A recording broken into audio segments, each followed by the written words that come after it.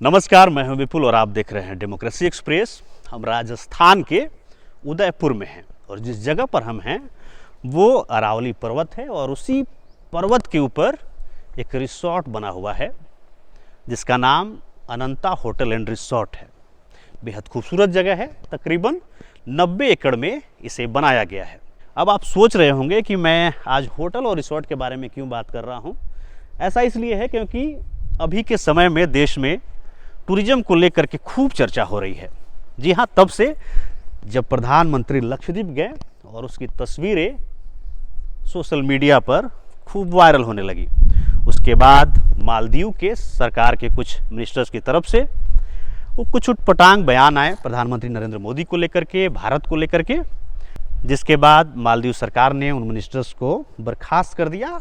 लेकिन जो टूरिज्म पर चर्चा शुरू हुई, फिलहाल वो चल ही रही है। मुझे लगा कि जब टूरिज्म पर बात हम कर ही रहे हैं तो एक बार अपने बिहार की भी बात होनी चाहिए। ऐसा इसलिए है क्योंकि हम उस प्रदेश से आते हैं जहाँ पर एक बड़ी आबादी है और सांस्कृतिक तौर पर, धार्मिक तौर पर और ऐतिहासिक तौर पर बिहार बहुत ही समृद्ध है। उसके बावजूद भी टूरिज्म में हम बहुत पीछे हैं। हम जिस जगह पर हैं उदयपुर में, उसे झीलों का शहर कहा जाता है। बहुत सारे झील हैं, बहुत सारे पैलेसेस हैं और जिस होटल में हैं हम लोग, वहाँ पर आप क्वालिटी टाइम स्पेंड करने के लिए अपनी छुट्टियों में आ सकते हैं। अफसोस इस बात का होता है कि बिहार जैसे बड़े प्रदेश में एक भी 5 स्टार होटल नहीं है। इतना सब कुछ होने के बाद, इतनी समृद्ध ऐतिहासिक विरासत होने के बाद भी बिहार टूरिज्म के मामले में बेहद पीछे है। जहाँ एक तरफ राजस्थान टूरिज्म में राष्ट्रीय औसत से 3 से 3.5% ज़्यादा कंट्रीब्यूट करता है इस स्टेट के जीडीपी में, वहीं बिहार का जो टूरिज्म का रेवेन्यू है उसकी कोई चर्चा नहीं है। अगर हम सिर्फ बोध गया को छोड़ दें तो बाकी जगहों को उस तरह से डेवलप नहीं किया गया जिस तरह से होना चाहिए था। हमारे यहाँ गया है, रोहतास है, सासाराम में बहुत सारे ऐसे जगह हैं जिनको डेवलप किया जा सकता है। वैशाली है, राजगीर है, लेकिन सरकार की उदासीनता के कारण बिहार का टूरिज्म डेवलप नहीं हो पा रहा है। बिहार अभी भी जातियों में फंसा हुआ है।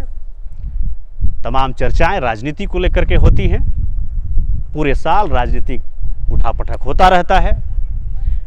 जनता जो है वो भी इस बात से खुश है कि सरकार हमारी जातियां गिनवा रही हैं, लेकिन शायद हम ये भूल जाते हैं कि इन तमाम मुद्दों पे जिन पे हम उलझे हुए हैं उससे हमारा बिहार कभी आगे नहीं बढ़ सकता है। अगर बिहार को आगे बढ़ना है ना तो इस तरह के स्टेप्स लेने पड़ेंगे।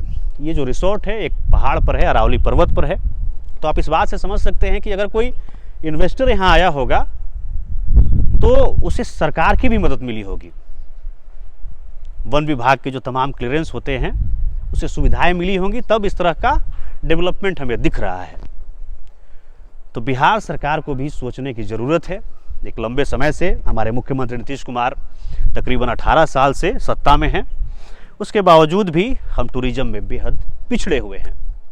जब हम सब बिहारी कभी बिहार से बाहर घूमने के लिए आते हैं तो बाहर तो हमें बहुत सारी अच्छी चीज़ें मिलती है, हमें खुशी होती है, लेकिन जब अपने बिहार की याद आती है तो बेहद दुख होता है।